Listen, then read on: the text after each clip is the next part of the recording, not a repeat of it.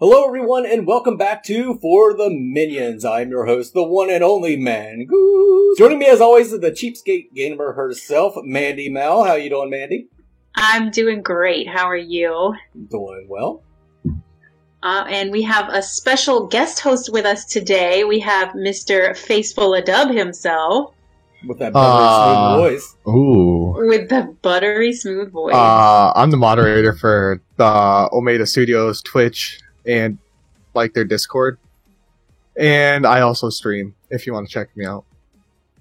Awesome. Faceful of Dub. So with Pirates stepping down, what we're going to be doing is bringing in people from either the community or the creative community. I'll probably be reaching out to some other YouTubers and Twitch streamers.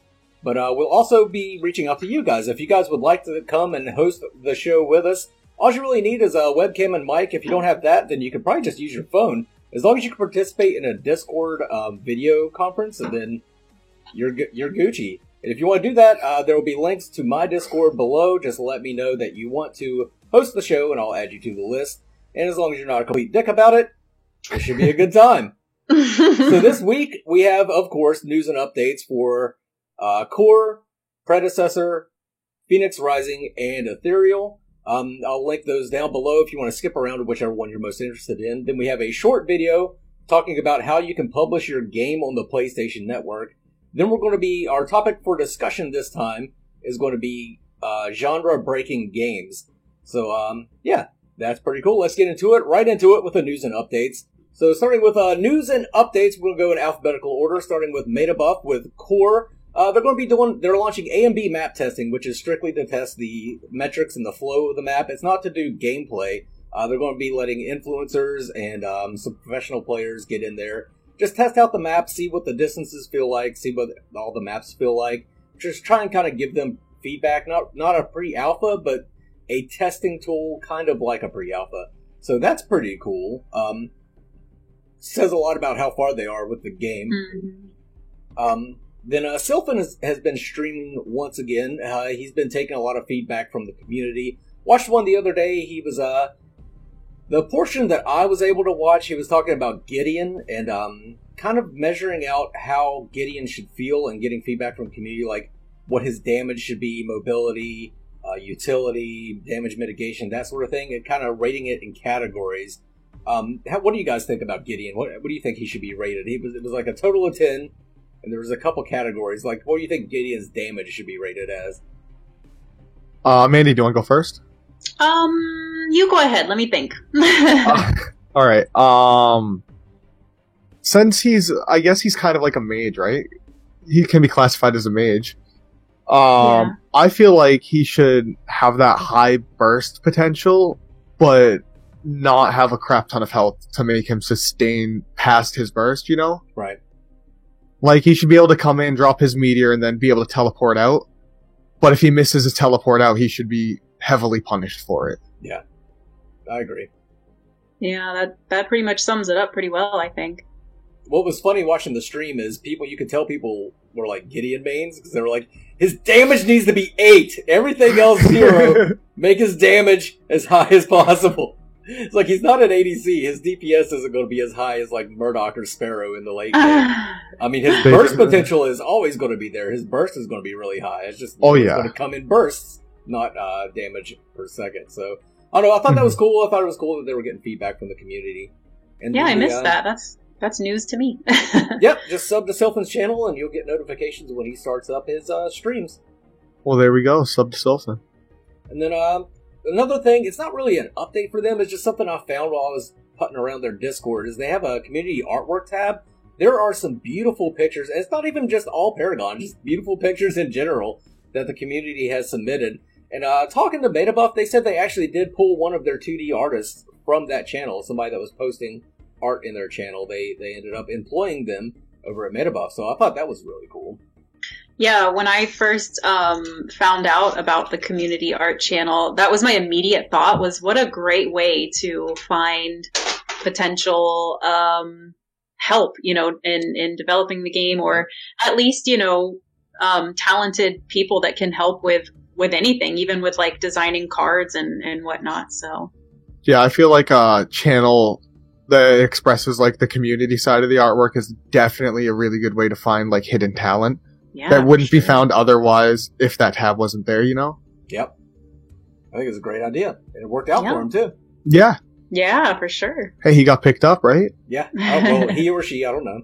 Yeah. And then moving on, let's talk about Omega. Yeah, so Omida's been doing a lot of work, a lot of streaming.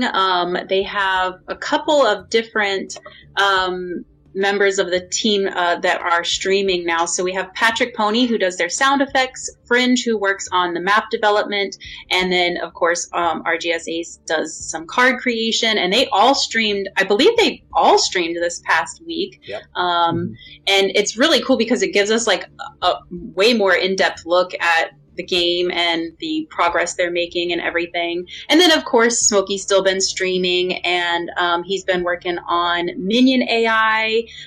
He's got the waves working, and it sounds like the game is getting really, really close to being ready for alpha.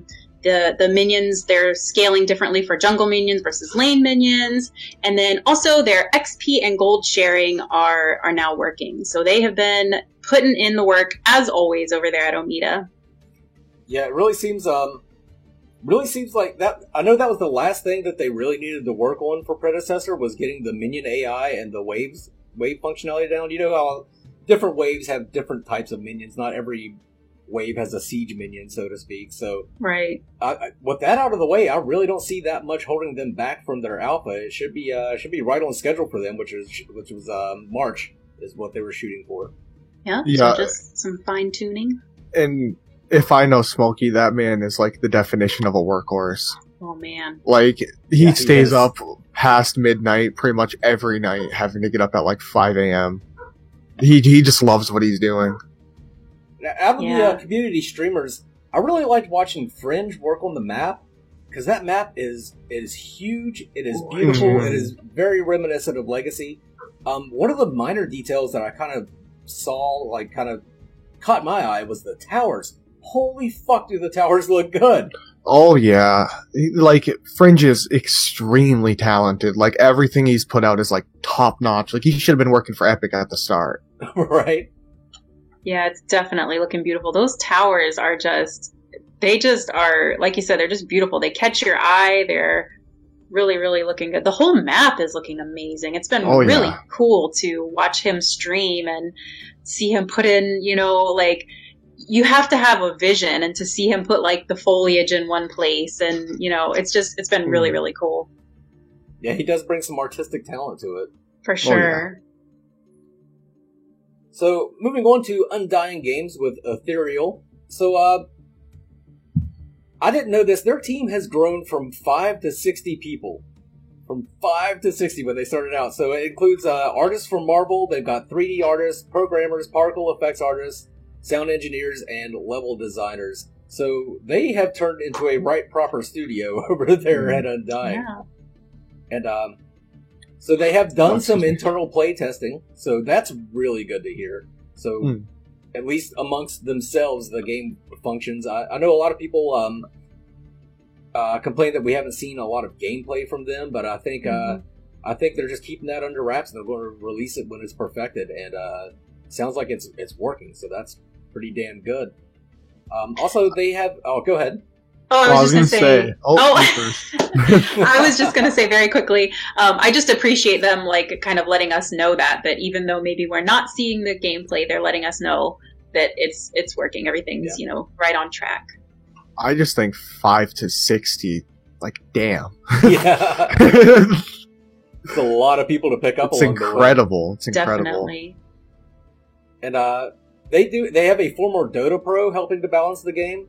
So, if you don't know what Dota is, Dota was pretty much the first MOBA. So, it's a very heavily involved. I know it's just the top down, and we kind of shit on the top downs as Paragon fans, but there is a lot involved in playing Dota if you've never played before. So that'll be very helpful for them to have that Dota pro helping them balance out the game. Mm-hmm. And they said they wanted us to let you know that everything is working out perfectly from a coding perspective. So it sounds like everything is going swimmingly for Ethereal.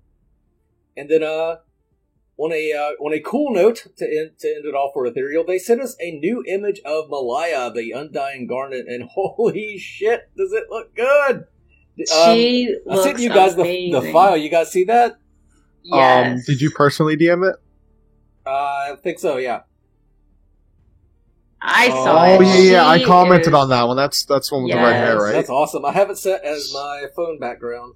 It looks really good. Yeah, she is like, she's looking The bad. fire in the background sells it, dude. It Yes. looks so good. Yeah. I know. She looks like she is not Oof. playing. Yeah. I love that The character. color scheme on it looks really clean too. Just their Yeah. artwork just keeps blowing me away. Oh, I Mhm. know. Definitely, the more I hear from them, the more excited I get. I don't know why they flew under my radar for so long. And it was like when I did start really looking into them, it's like, why have I not been more on top of this? And it's just, they continue to kind of like bring the hype for me personally. Yeah, I can agree with that. Like, what drew me in was their, like, map design that they had. Once I saw that, I was like, okay, I need to read more about this. Like, I need to see something that they're doing. For sure. It's so cool. Yeah, for sure. So moving on to Visionary now with Project Phoenix. So they, they've announced that they're going to be slowing down on the information. So we don't have a whole lot, but they updated their frequently asked questions actually, and they used the questions that Mr. Mongoose came up with and has had in their interview that we did last episode. So you guys can go check that out. That definitely answered some questions about the new 3v3 one lane versus, since they've made that more of their focus right now. And let's see, I got to pull up my show notes. I'm sorry. And then also they have the movement speed will be different for the different roles in the game. So, they're definitely still plugging along over there and making progress. Right. Yeah. So like tanks will move slower than like ADCs and the like, which we saw As a they bit of that. Yeah. They're supposed to be bulkier. And we saw a bit of that in Paragon. Melee heroes moved a little bit faster than ranged heroes to kind of compensate and balance out. Which, like, did Chimera really need movement speed? Come on. He can ambush every 3 seconds. Yeah, that You dude. just need that little bit more, Yeah. Just a little bit. A lot of Chimera lovers out there, and I can understand why. The dude was a beast. Oh, yeah. That jump, dude. Oof. So this week, I actually spoke with on the phone to a Sony rep, but they didn't really tell me anything that wasn't already on their website, and they also wouldn't let me record the conversation. So Imagine Sony not being. Yeah, I know, right? Talking to some random dude that hosted a web show. But I did compile a lot of facts from their website, and I'm going to present it to you guys on how these companies can publish their games on the PlayStation Network. As many of you know, Paragon's player base was mostly made up of PS4 players. As such, it's extremely important for any game following in Paragon's footsteps to acquire the dev kit in order to publish the game on the PlayStation Network. Not only is this a coding challenge, but actually acquiring the dev kit from Sony is a process in and of itself. I referred to Sony's website and also spoke with a representative to find out the steps necessary to bring these games to PS4. There is an application process for acquiring the dev kit, however, before you can even apply, you must meet a few requirements. These requirements include, for US-based companies, you must be fully incorporated, no LLCs. You must have a static IP address. You must also have a non-public domain email address, so not like a Gmail, Yahoo, or some shit like that. You have to have like a company email address. Once you have all that, you can fill out a registration form provided by Sony and agree to their development and publishing terms. This is the step displayed by Metabuff in their first proof of concept video. Before Sony will allow you to buy a dev kit, however, you must prove to them that your game has merit and is worth their time. This is why all of these companies will be releasing their game on PC prior to attempting to develop for PlayStation. If an indie company is able to demonstrate that they have a functional game with a large enough following, the option to purchase the dev kit will be offered to them. While the dev kits range from $1,000 to $10,000, the most popular option is $2,500. The difference between these kits being debugging and integration functionality. PlayStation has also been known to loan their dev kits out in the past, however that is not a guaranteed option. If all the stars align and a company is able to use the dev kit to prepare the game for publishing on the PlayStation Network, then Sony will assist with advertising, development features, testing systems, and social networking with other developers. So as you can see, releasing these games on the PS4 is a process far more involved than simply coding the game to function on the console with controller compatibility. While we all would love to see each and every game come to PS4 right out the gate, the road to console is going to be a long one. The best thing we can do is continue to support these games and show Sony that we will play them once they're made available. This week's topic of discussion is invigorating game genres and games that kind of broke the mold. And as I brought this topic up, Mandy nailed it right on the head is what I was kind of going for with this. Mandy, what was your game? I'm the star pupil. Paragon was literally the only game I could think of that was just so... It stood out in so many ways and is obviously very, very loved by its community. Otherwise, we wouldn't still be talking about it, and we wouldn't have all these beautiful post-Paragon projects. But yeah, it was different in many different ways. Just a few that I kind of jotted down. The graphics, in my opinion, were superior. They are so pretty. I don't think anybody can really argue with that there. With it being a third person, I know we do have Smite, but it had third person with verticality where you actually, can jump and move around and aim in different places. Whereas Smite, you're just kind of like on that, if it's not directly in front of you and you can't kind of move to it. So you have that verticality. And then, of course, it was cross-platform, too, which is, very unique to not only MOBAs, but lots of games. Yeah. So that's kind of why I brought the whole PS4 thing up. Most of Paragon's player base was PS4, and I made a lot of friends that played PlayStation only, even though I'm a PC player. And yeah, that was really great. I didn't even think of that as one of the kind of invigorating the game genre points, but yeah, that's an excellent point. Yeah, it was the first game that really my husband and I could play together because at the time when I first started playing Paragon, was not a console gamer. I strictly played on PC and he strictly played on PS4. So when we found that was like amazing that we could share in this together, and it was just like an experience we'd never had before. So it was really cool. What did you play on, Paceful? Did you play on PS4 or PC? When I first started, I was on PS4, and I was like, the way I found it, I was just like looking through the free games, and like their little logo that they had drew me in. Like it just like steel right there, like looked really cool. So I clicked on it, and as crappy as their tutorial was, it drew me in, and it made me want to play. But then like once I actually got a PC that could run it, and my boss is like, you know what, try it on PC. You'll like it a lot more than PS4. Like you'll do a lot better. And I'm like, no, I won't. And then I never went back from PC. Oh, nice. Oh, it was so good. I dabbled. Oh, I'm sorry. Go ahead. No, go ahead. I was about to launch into a... Oh, I was just going to say I dabbled on the PS4, but I think I was, I was so grounded in PC that it was not the same. Mm-hmm.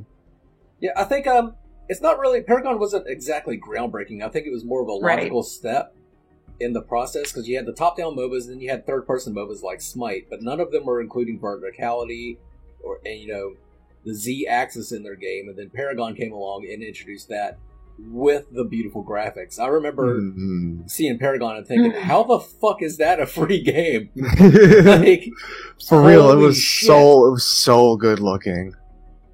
Absolutely. Yeah, literally what got me playing it was I saw a friend, I had seen some footage of her playing as Sparrow, and I was like, oh, what is this beautiful creature? I must have it in my life. So, yeah, definitely those graphics were something else. I think the original Breaker was Dota, actually.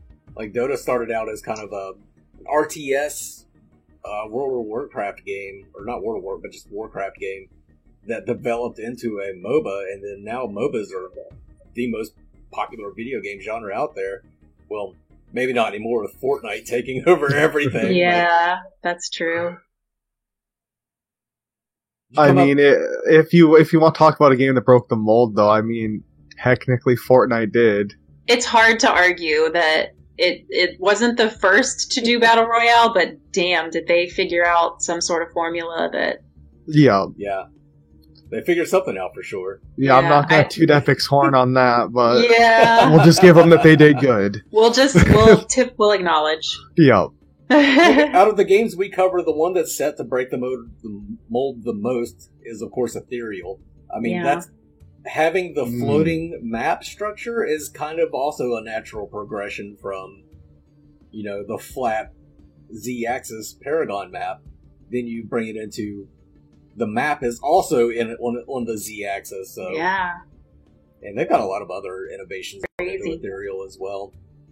But everybody else is kind of holding true the tried and true Paragon method, which is fucking fine with me because I yes, sir. I could get behind that any day. Mm-hmm.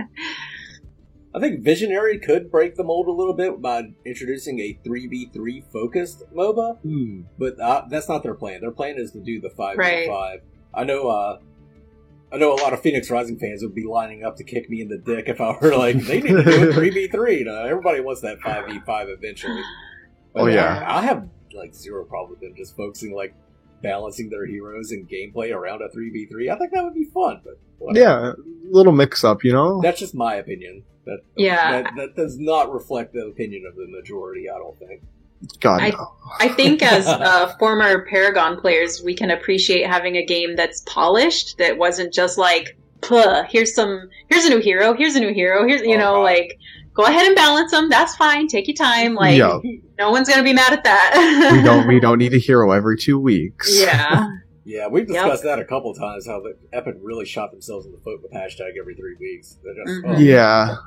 It wasn't good, because some of the heroes, they just come out abnormally broken, and then they'd be like, oh hey, let's nerf them real quick, and then the nerf was too hard. And then by then, they were moving on to bringing in another hero, and Oh well. Yeah. Hopefully all these other studios will learn from Epic's mistake. Yes, sir. Any final thoughts on the topic? Not from little old me. I'm just excited to see what everyone can do, man. Mm-hmm. Yeah. I just want to see what all these projects look like. I hear you. For sure. Can't wait till they all come out. I know it's gonna be fun for sure. Okay, let's move on to plugs. Mandy, you got any plugs? I'm trying to pump out those cheapskate gamers. I have no idea if anybody is even enjoying them. I am enjoying making them, so I apologize if my subscribers don't like them. And don't worry, I'm not done with Paragon content. Or post Paragon content, I should say. I'm still, gonna be making some stuff like that. But it's just fun, man. I'm playing games. They're a fun watch. Thank you. What about you, Deb? The only plug I can think of is myself over on Twitch. Yeah. Twitch TV/FacefulofDub. I'm a variety streamer. I don't really play one game consistently. I just try and have some fun. Play a lot of marbles, which is fun. Dude, the marbles is real fun, dude. Don't even get me started on marbles. Your stream is very entertaining no matter what you are playing. You're just an entertaining dude to watch, so I definitely recommend that people hop on over there and check you out. Well, I appreciate it. I'll watch it for the ASMR. Yes! How you doing? Okay, How are you, everyone, that's going to be it for the pre-recorded portion. If you don't know that all that was pre-recorded, we are now going to head into the live version where we're going to hang out with you guys, probably have a few drinks, have a little bit of fun. So if you want to stick around for that, stick around. But if you're watching the video, it's going to be cutting off now. Maybe. I don't know. Maybe I'll just keep it all together. All right, everyone, let's head on over to Last Call.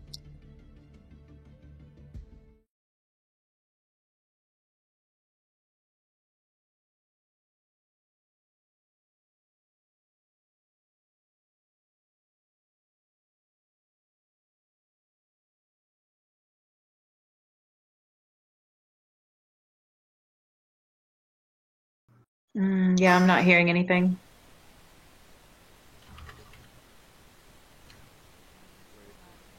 I'm still not hearing anything. Wait for it. Oh, wait, yeah, I can hear wait, it. now I am.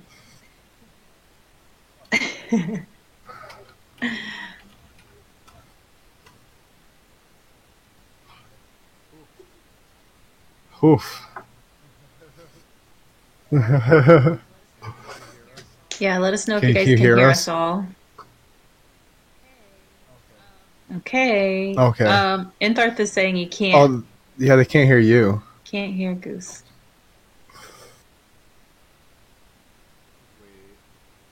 Wait. Yeah, I can't hear it on the stream either. Nope. Oh no, guys. Nope, you're all right. Someone on YouTube said you're obviously trolling. Wait.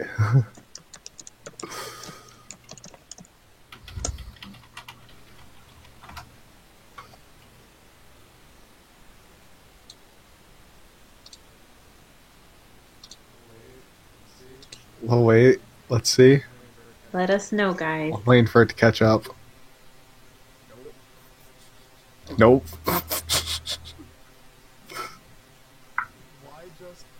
Why just poor Mongoose? We'll fix this, guys. Okay, so how's So everyone we're- doing today? Yeah, we're gonna just kind of have a little chat while we wait for Goose to get his audio going. So what did you guys think about the Gideon question? I know some of you guys actually talked about it when it was in the video, but what do you think about what Sylphan was streaming and asking about how should Gideon be rated and all that? You guys talk amongst yourselves. I know a lot of the mains, as Mongoose said, are going to be like, can we get 10 damage, please? Absolutely, yeah. And I think people need to be a little bit reasonable. And realize, like, hey, he calm it down a little. Yes, exactly. Yeah, I think that's an interesting thing that Sylphan is doing. Yeah, of course, Smokey says 15 out of 10 15 out of 10 damage, of course. That's the best way to do it. It seems legit. I don't see a problem there. I mean, I don't see any problem with a 15 out of 10 damage either. I mean, can we also make it so that he can hit meteors from his base to the other base?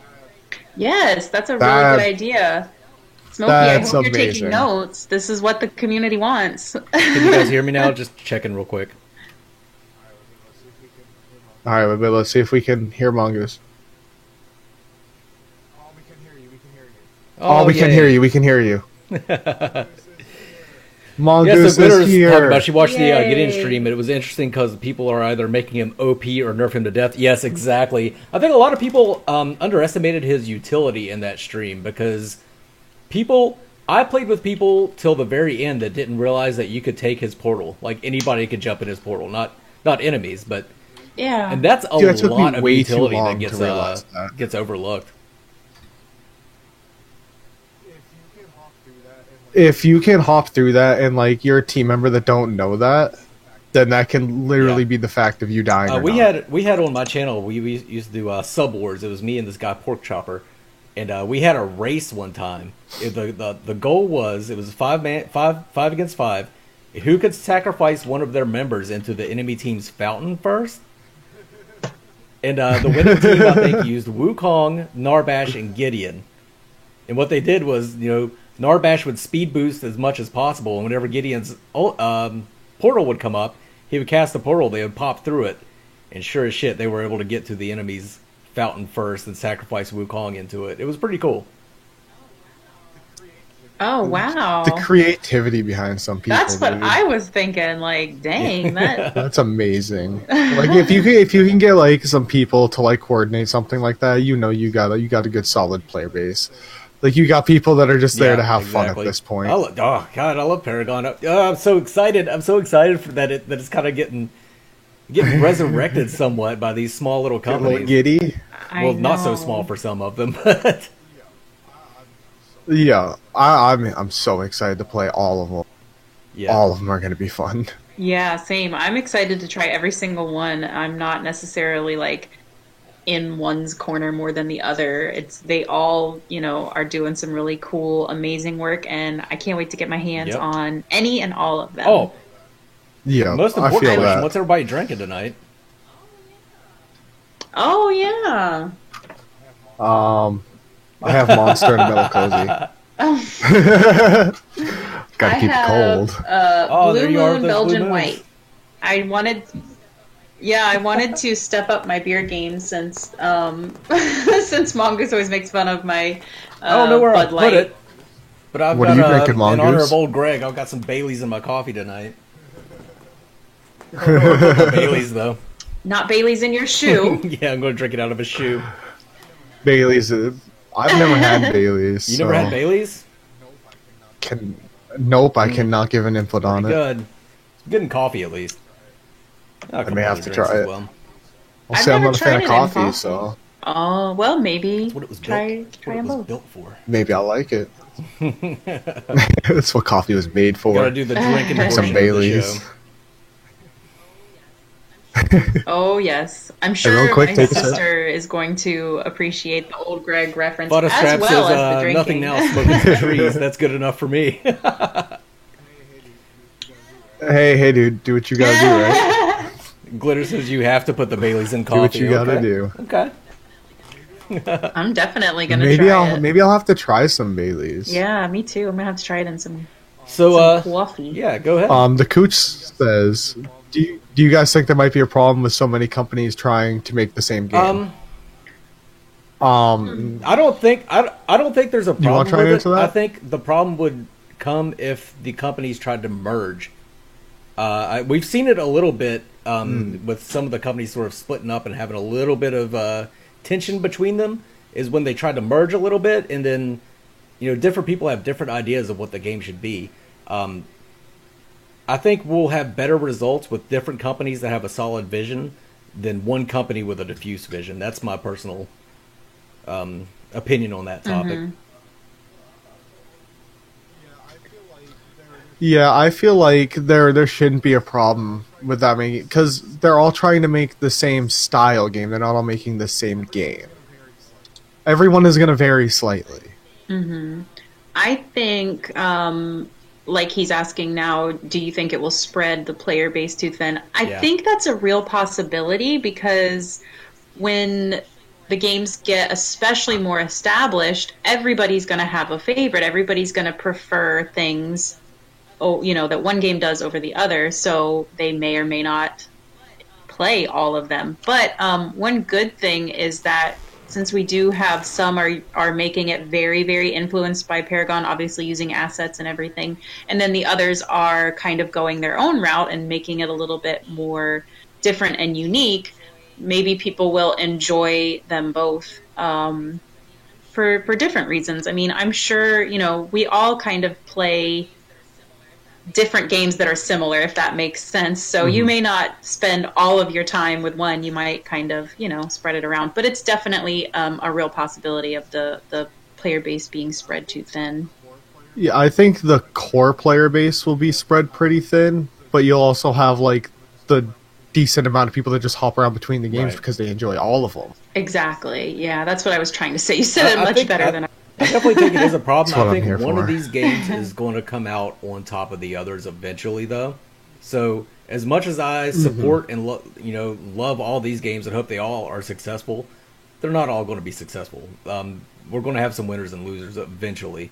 So I guess I'll play whichever one wins. I think out of the four of them, I think Ethereal has the most chance to kind of branch away from the other three, because they're Paragon-esque, but they're not even really all that Paragon-inspired. Ethereal came about before the announced that Paragon was closing, so I think they have a chance to snatch up their own individual player base, even more so than the other three games.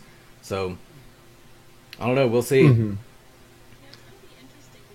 Yeah, it's going to be interesting because there are people who are going to want a carbon copy of what Paragon was, and then there are people who are going to want a Paragon influenced game, and maybe with some changes things they didn't enjoy in Paragon. So hopefully, on one side of the coin, we could say yes, it's going to make people spread it too thin, but I think it's going to help people find the game they're looking for, what they really want in a game, because they'll have those choices. So I think it'll be good. Another good question here: do you think randomly giving out alpha keys is problematic in a way that people with lower skill level will lose interest because they get constantly stomped on?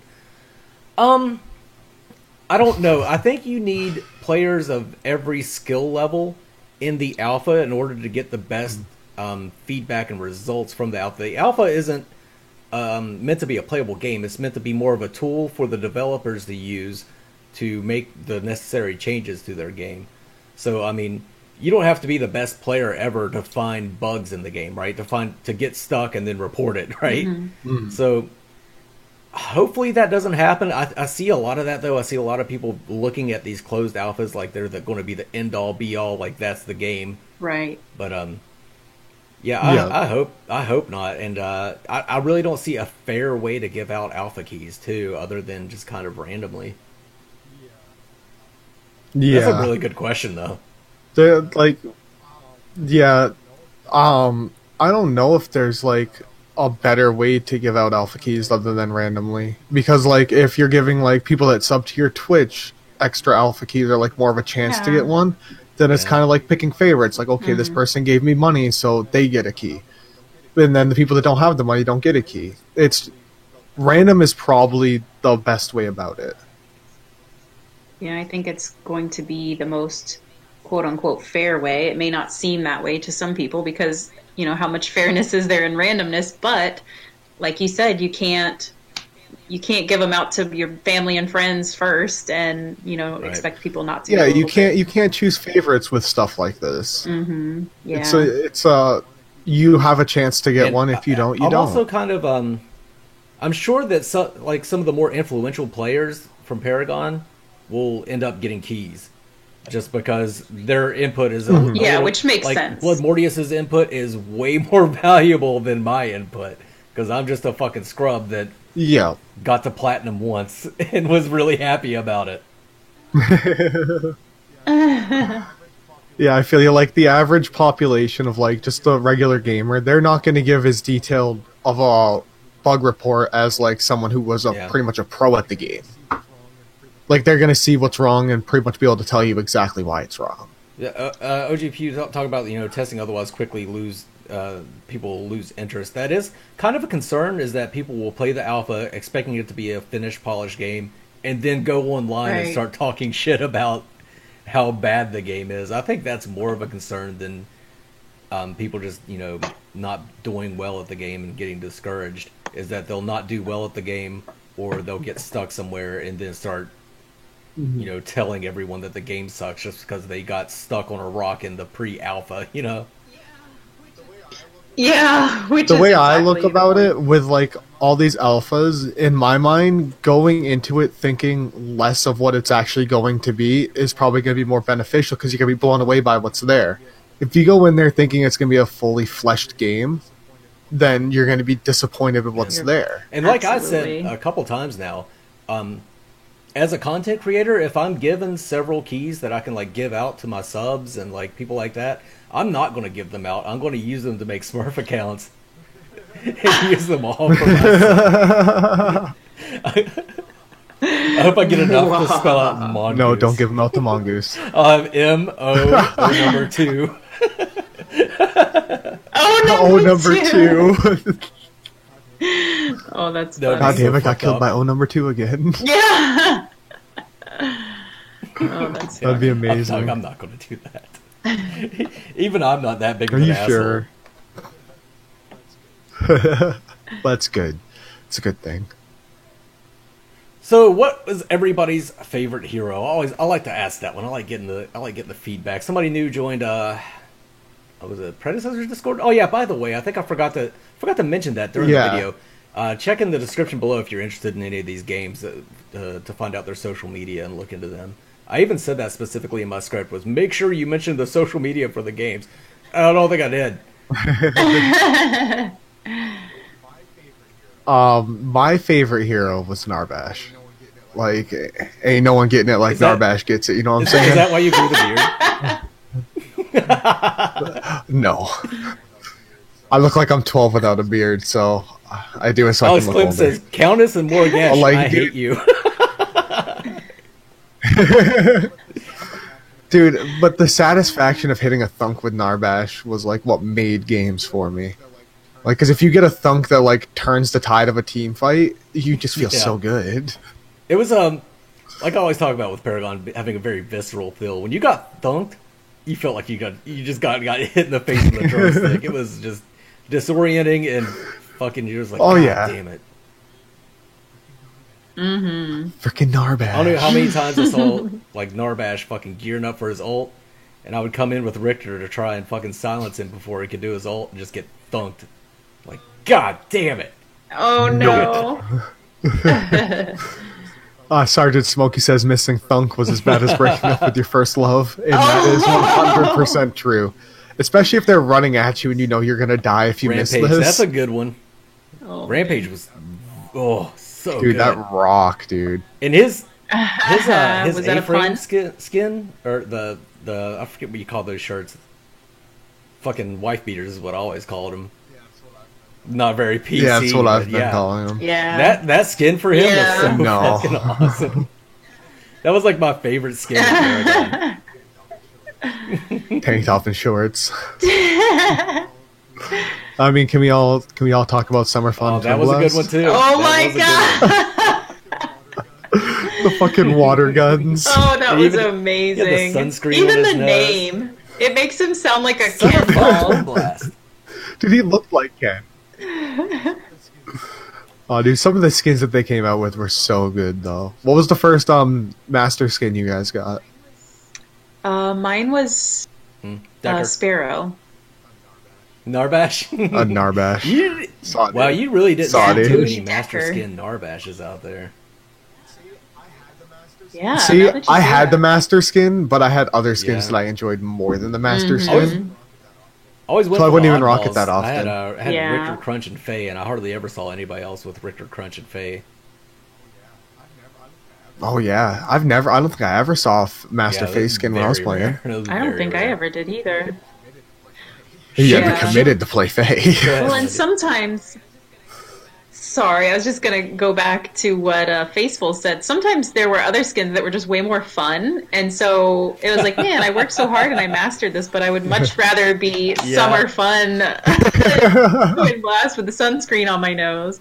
Sparrow had a cool skin too, the Zeshan Huntress. Oh I- yeah. Yes, I liked that one. I loved the one yeah. with the hood and the cape. For See- some reason, this is probably going to be an unpopular opinion. I've had some unpopular opinions on this show. I didn't think the Kalari one with the hood, it just didn't make sense to me. Like, I Dude. didn't dig it. I didn't dig it. I thought it looked like a Sith Lord, dude. It looked so good. Oh, maybe that's because I'm not. See a the like Huntress version of Sparrow. It came out right around the time that I was like really heavily into Horizon Zero Yeah. Dawn, Oh, and it looks a lot like the main character, like the way she dresses and whatnot. So you know I bought that skin. Oh yeah.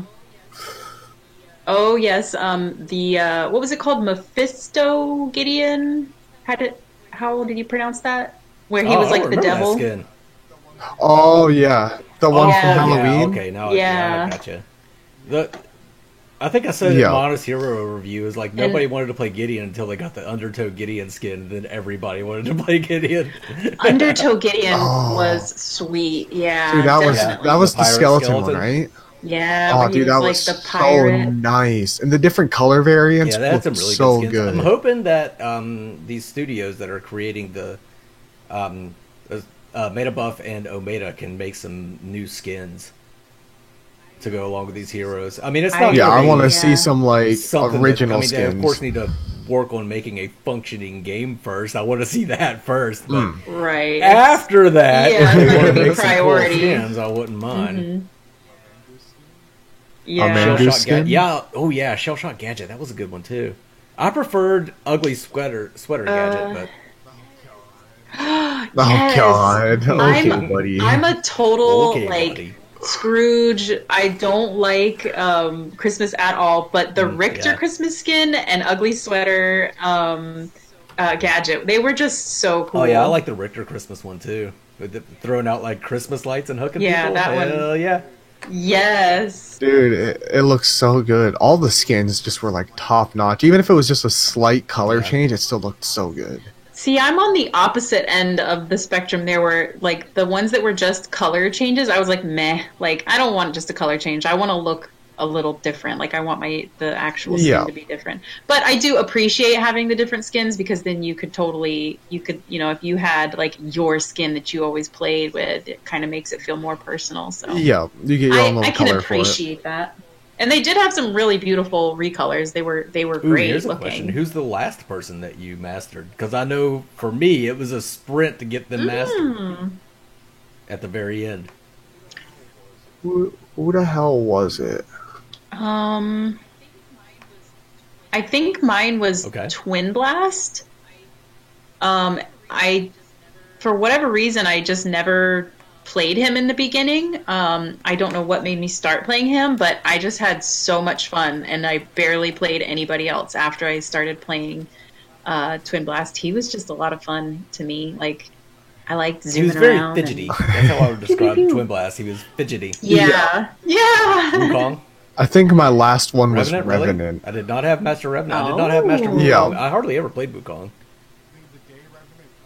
Dude, the day Revenant dropped when he was still kind of broken, I went like 10 games in a row without losing. Like, you just felt so powerful. Smokey says that Gideon was his last master. So I think that was probably his first and only master. Oh, some shade to Smokey. Smokey, I heard you were a gold elo. The last one I mastered was Shinbi, and I remember because like I had her so close, and then I kind of stopped playing because the game went to shit towards the end, you know. But then they announced that it was closing. I was like, oh fuck, I need to get on Paragon and master Shinbi real quick. So yeah, Shinbi was my last mastery.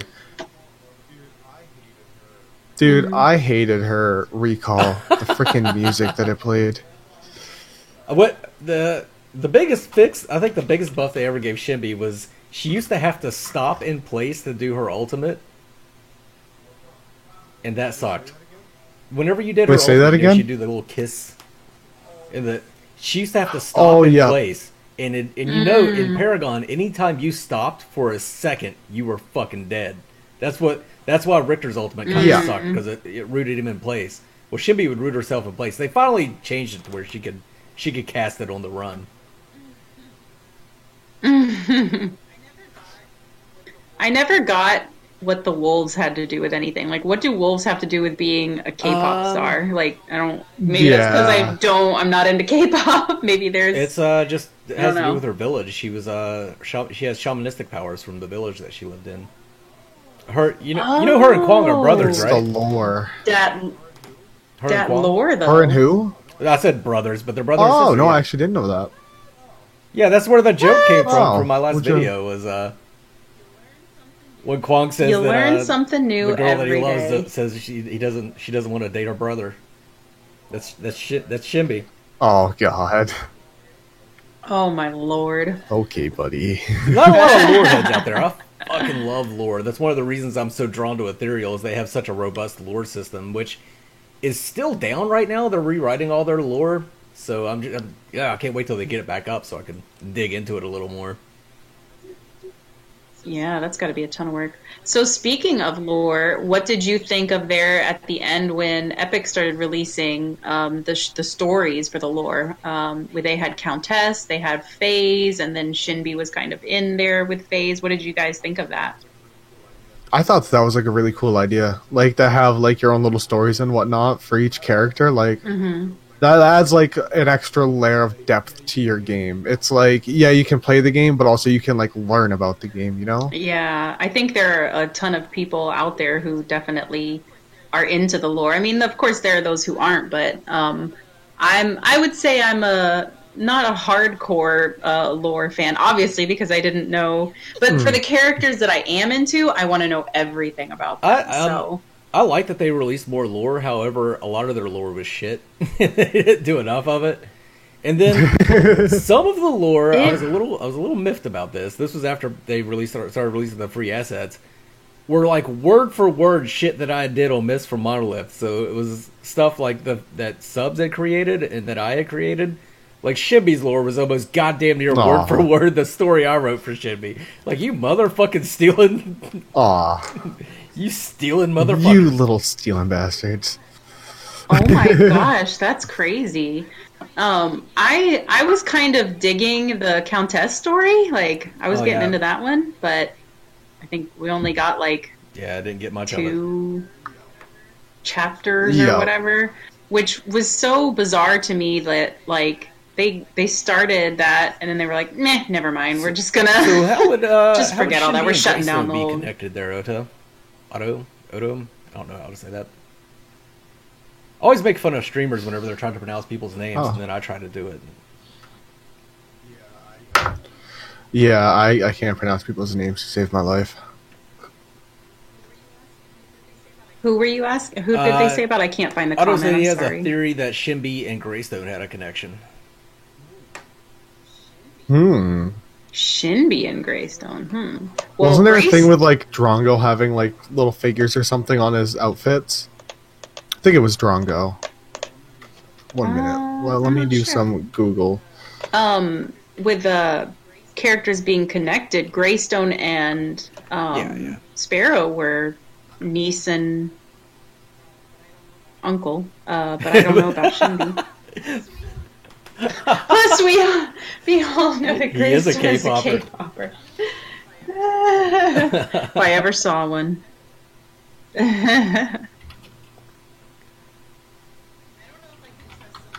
I don't know if I can trust someone whose picture is Rick Roll. Oh, right. Or Rick Astley. They did have similar abilities. Greystone and Shinbi. Trying to find this, but now I can't. They did have similar abilities. What was the name, Entharth? Had a name in the gun. In the gun or on the gun? Or around the gun? His gun, by the way, made no sense. Maybe floated beside the shots, gun. It was a revolver, but it had 4 barrels. There's no need for all that. That is a minor thing with me. You never know. Like, why need all did 4 Greystone's barrels. sword have a point? Come on.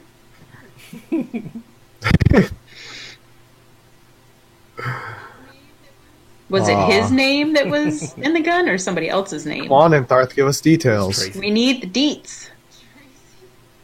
Tracy? Oh no, Tracy.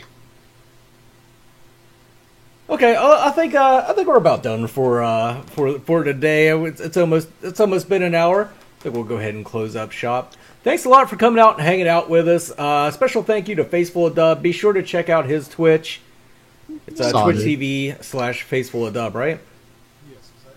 And it's yes, sir. Watch on YouTube. It's linked in the Bam. description below. As soon as I figure out how to do shit like that on Twitch, I'll do it. But, Mandy, any final words? Thank you guys so much for checking us out and bearing with us while we kind of work everything out. We've obviously had some big changes, and I think it's going to be all good, all for the best. So thanks so much for checking us out. We'll see you next week.